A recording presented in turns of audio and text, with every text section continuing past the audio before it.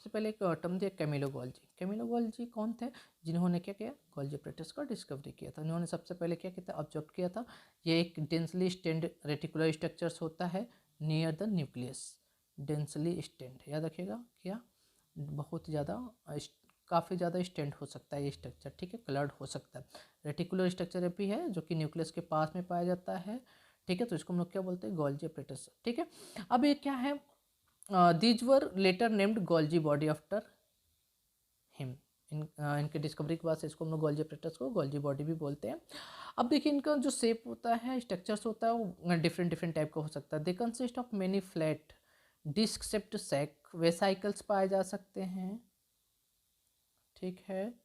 और सिस्टर्नी, देख रहे हैं इसको, एक बड़ा सा ये बड़ा सिस्टर्नी, ठीक है, of 0.5 micrometre to 1 micrometre diameter. अब ये याद है कि यहाँ से क्वेश्चन बना नहीं, लेकिन क्वेश्चन बनने का चांस है। Cisternae of the size of cisternae of Golgi apparatus is 0.5 micrometre to 1.0 micrometre in diameter, ठीक है। अभी क्या होता है, एक दूसरे के ऊपर एक सिक्के के ढेर के like stacked parallel to each other, एक दूसरे के ऊपर क्या होता है, ये स्टैक्ड होते हैं। और उनका जो नंबर होता है सिस्टर्नी का स्टैक में तो वो क्या होता है, डिफरेंट होता है। तो एक गोल्जी कॉम्प्लेक्स में आपका जो नंबर ऑफ सिस्टर्नी है वो डिफरेंट होता है, ठीक है। वो डिपेंड करता है कि कितनी रिक्वायरमेंट है, क्या क्या फंक्शनिंग है सेल का, तो उसके ऊपर डिपेंड करता है। देखिए the Golgi cisternae are concentrically arranged near the nucleus with distinct cis or forming face। इस चीज़ को याद रखिएगा, यहाँ से ये जो स्टेटमेंट है बहुत इंपॉर्टेंट है। The Golgi cisternae are concentrically arranged near the nucleus with distinct convex face or forming face and the concave trans or maturing phase। इस तीन चीज़ को याद रखिएगा, कॉन्केव फेस, ट्रांस फेस और maturing face. cis and trans faces are organelle of the organelles are internally different but interconnected। इस पूरे statement का मतलब क्या है, ठीक है। बहुत सारे बच्चे बहुत परेशान होते हैं, काफ़ी परेशान होते हैं। तो देखिए ये आपका मान लीजिए न्यूक्लियस है, ठीक है। तो यहाँ पे मान लीजिए हमारा क्या है,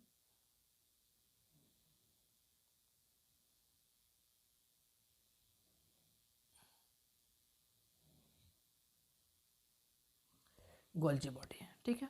ये एक दूसरे से क्या है, आपका इंटरकनेक्टेड है। कॉन्वेक्स, इस वाले फेस को बोलते हैं कॉन्वेक्स, पता है इसको क्या बोलते हैं, कॉनकेव। तो देखिए जो न्यूक्लियस है, ये न्यूक्लियस के साइड इसका जो फेस है वो उसको क्या बोलते हैं, हमारा क्या होगा, कॉन्वेक्स, ठीक है। या उसी को सिस फॉर्म बोलते हैं, या उसी को फॉर्मिंग फेस बोलते हैं। क्यों ऐसा बोलते हैं, क्योंकि यहाँ पे आपका एंडोप्लाज्मिक रेटिकुलम है, प्रोटीन यहाँ से क्या होगा, बनेगा और यहाँ पे वेसाइकल्स में फिल होकर के जाएगा। वेसाइकल्स, चलिए एक डायग्राम हम बनाते हैं जिससे आपको ज़्यादा समझ में आए।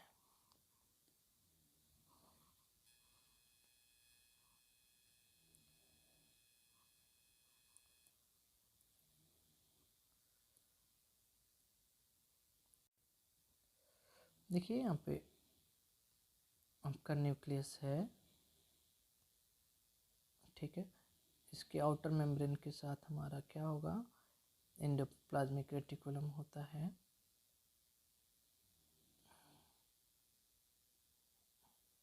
उसके साथ में हमारा क्या होगा, इसमें स्मूथ एंडोप्लाज्मिक और रफ एंडोप्लाज्मिक हमारे पास क्या है यहाँ पे। अब ये क्या होता है, जो गोल्जी बॉडी होता है,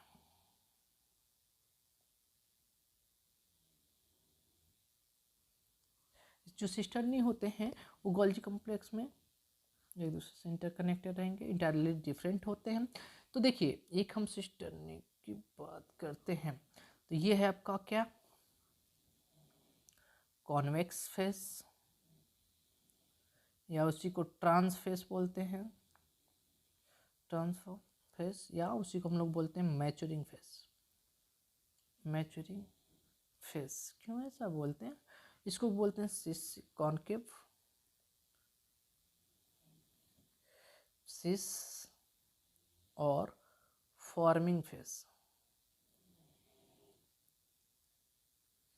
अब देखिए यहाँ पे इंडोप्लाज्मिक रेटिकुलम है, यहाँ पे स्मूथ इंडोप्लाज्मिक रेटिकुलम है, आर और एस है, तो यहाँ पे क्या होगा, प्रोटीन बनेगा। मान लीजिए आपका क्या हुआ, चलिए प्रोटीन हम थोड़ा सा येलो कलर से बनाते हैं, यहाँ पे प्रोटीन बना, ठीक है। अब इसको क्या किया जाएगा, वेसाइकल्स में फिल करके मॉडिफिकेशंस के लिए क्या किया जाएगा, भेज दिया जाएगा। तो इसके स्ट्रक्चर्स कैसा है, कॉन्केव है, या इसी को हम लोग क्या बोलते हैं, सिस फ्रेम। तो अब ये क्या हो रहा है, बन करके जिधर साइड में बन रहा है मटेरियल्स उसको बोलते हैं फार्मिंग फेस, ठीक है। यहाँ पे लिपिड बनेगा तो भी क्या जाएगा आपका, यहाँ पे जाएगा। तो यहाँ पे जाएगा, जाने के बाद से वो क्या करेगा, मॉडिफाई होगा, मॉडिफाई होने के बाद से बड़े वेसिकल्स में क्या किया जाएगा, भर करके मॉडिफाई करने के बाद से भेज दिया जाएगा। तो यहाँ पे अब देखिए ये इसका स्ट्रक्चर्स कॉन्वेक्स है, कॉन्वेक्स फेस, या इसको ट्रांस फेस बोलते हैं। और इसको मैच्योरिंग फेस क्यों बोलते हैं, क्योंकि यहाँ पे जो मैच्योरेशन होना था, जो प्रोसेसिंग होनी थी, मॉडिफिकेशन होना था, वो मॉडिफिकेशन होने के बाद से ये मटेरियल क्या है आपका, मैच्योर है। तो जिधर साइड में मैच्योर मटेरियल्स निकल रहा है उसको क्या बोलेंगे, मैच्योरिंग फेस। तो याद रखिएगा, सिस किधर होता है आपका, टुवर्ड द न्यूक्लियस, इधर से मटेरियल क्या होता है, मॉडिफिकेशंस के लिए जाता है, मॉडिफिकेशन होने के बाद से वो क्या होता है, कॉन्वेक्स या फेस या मैच्योरिंग फेस के पास चला जाता है, ठीक है। अब यहाँ पे मैच्योर होने के बाद से अब हो सकता है उस सेल में ज़रूरत है तो उसी सेल में ये चला जाएगा, या तो उस सेल मेम्ब्रेन को क्रॉस करके दूसरे सेल में रिक्वायरमेंट है तो वहाँ पे चला जाएगा, ठीक। तो ये समझ गए आप, सिस फेस ट्रांस फेस क्या होता है, मैच्योरिंग फेस, ठीक है। तो आगे चलिए बढ़ते हैं, इसमें देखते हैं। देखिए अब इसमें यहाँ से क्वेश्चन क्या आता है कि इसका फंक्शंस क्या है। तो गोल्जी बॉडी का जो मेन फंक्शंस है आपका, Golgi apparatus principally perform the functions of packaging of material, जो कि क्या होता है, to be delivered either to the intercellular target और सिक्रेटेड आउटसाइड द सेल। तो मेन काम क्या है, packaging of material, packaging of material किसका काम है, ये गोल्जी बॉडी का। अब material to be packed in the form of vesicles from the ER fuse with the cis face. हमने बताया कि मटेरियल जो बनेगा वो वेसाइकल्स के फॉर्म में जाएगा, वो सिस फेस पे क्या होगा, उससे फ्यूज होगा, फ्यूज होने के बाद से वो क्या करेगा, मॉडिफिकेशंस के लिए मूव करते हुए जाएगा। देखिए face of the Golgi apparatus and move toward the maturing face, क्यों, क्योंकि उसमें मॉडिफिकेशंस होना है, मॉडिफिकेशंस होना है, कुछ जोड़ना है, कुछ टूटना है, हटाना है, ठीक है। तो वो आपका मॉडिफिकेशंस होगा, तो मैच्योरिंग फेस की तरफ ट्रांसफर होगा। This explains why the Golgi apparatus remains in close association with endoplasmic reticulum. यही इसलिए बताया जाता है कि हमेशा क्या, जो गोल्जी बॉडी होता है आपका इंडोप्लाज्मिक रेटिकुलम के साथ साथ पाया जाता है। अब देखिए a number of proteins synthesized by ribosomes on the endoplasmic reticulums are modified in the cisternae of the Golgi apparatus before they are released from its trans face. अब ट्रांसफेस पे रिलीज होने से पहले इसके बीच में क्या करता है, मॉडिफिकेशंस हो जाता है, ठीक है। जैसे कि अगर लिपिड बनना था तो उसमें आपका कार्बोहाइड्रेट जोड़ना था तो ग्लाइको लिपिड बन गया। अगर प्रोटीन बना था, अगर उसमें ग्लाइकोजन जोड़ना था या आपका कार्बोहाइड्रेट जोड़ना था तो क्या बना देगा, ग्लाइको प्रोटीन, ठीक है। तो मॉडिफिकेशन होता है। तो देखिए यहाँ से क्वेश्चन आता है कि Golgi apparatus most important site किसके फॉर्मेशंस का है, तो ग्लाइकोप्रोटीन्स एंड ग्लाइकोलिपिड्स। तो यहाँ से कई बार क्वेश्चन आ चुका है, तो 2 क्वेश्चन यहाँ से आता है, सिस फेस ट्रांस फेस से, ठीक है। उसके बाद से आपका क्या है, आपका ग्लाइकोप्रोटीन और ग्लाइकोलिपिड का सिंथेसिस का मेन साइट क्या है, तो आपका है आप गोल्जी अपरेटस। चलिए लाइसोसोम्स और सेल वेहिकल्स को करके ख़त्म करते हैं इस टॉपिक को, एंडोमेम्ब्रेन सिस्टम को। तो देखिए लाइसोसोम के बारे में बात करेंगे, थोड़ा सा छोटा सा ही है, ज़्यादा नहीं, इसको डिटेल में नहीं पढ़ना है। ये मेम्ब्रेन बाउंड वेसिकुलर स्ट्रक्चर्स होता है, जो किससे बनता है, आपके गोल्जी अपरेटस से। देखिए ये हमारा सिस्टर्नी है, यहाँ पे वेसाइकल्स के फॉर्म में मटेरियल भर के भेज रहा है। अगर उस वेसाइकल्स में हाइड्रोलिटिक एंजाइम्स भर जाएं, ठीक है, तो उसी वेसाइकल्स को हम लोग क्या बोलेंगे, लाइसोसोम। तो याद रखिएगा कहाँ से बनता है ये, तो ये बनेगा कहाँ से, आपका गोल्जी बॉडी से। तो गोल्जी बॉडी में जो आपका पैकेजिंग के दौरान जो आपका वेसिकल्स बनता है, अगर उसमें हाइड्रोलाइटिक एंजाइम से भर जाता है तो उसी को हम लोग क्या बोलते हैं, उसको बोलते हैं हम लोग क्या, लाइसोसोम। देखिए अगर क्या बोलते हैं तो याद रखिएगा द गोल्जी अपरेटस, तो गोल्जी अपरेटस से बनेगा। दूसरा देखिए क्वेश्चन क्या है, the isolated lysosomal vesicles have been found to be very rich in almost all type of hydrolytic enzyme. कौन सा एंजाइम्स पाया जाता है, हाइड्रोलिटिक एंजाइम्स। हाइड्रोलिटिक एंजाइम्स में हाइड्रोलोजिज लाइक लाइपेज जो आपका फैट या लिपिड्स का क्या करेगा, डाइजेशन करेगा, प्रोटीएज जो प्रोटीन का आपका डाइजेशन करेगा, कार्बोहाइड्रेट जो कार्बोहाइड्रेट को क्या करेगा, ब्रेक डाउन करेगा। और जो हाइड्रोलिटिक एंजाइम्स है वो किस पीएच पे एक्टिव होता है, तो एसिडिक पीएच पे। याद रखिएगा जो हाइड्रोलिटिक एंजाइम्स है, लाइसोसोम के क्वेश्चन पूछा है किस पीएच पे क्या होते हैं, ये एक्टिव होते हैं, एक्टिव एट एसिडिक पीएच।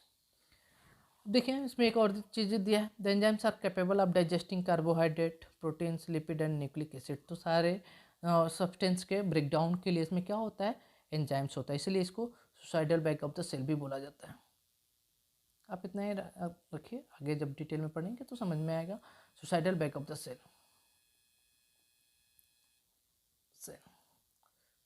ठीक है, ज़्यादा नहीं पढ़ना है, जहाँ से क्वेश्चन आते हैं वहीं बस उतना ही पढ़िए।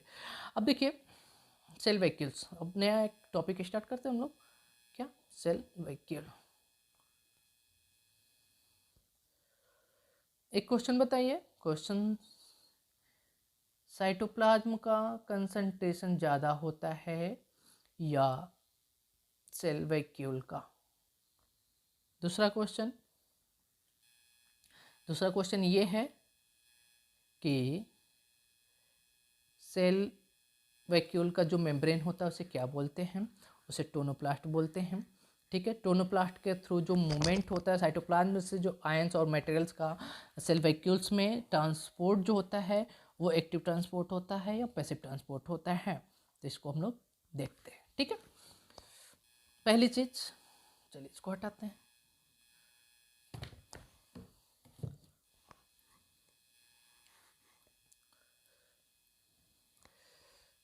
सेल वैक्यूल, देखिए ये क्या है, unit membrane bound cell structures है।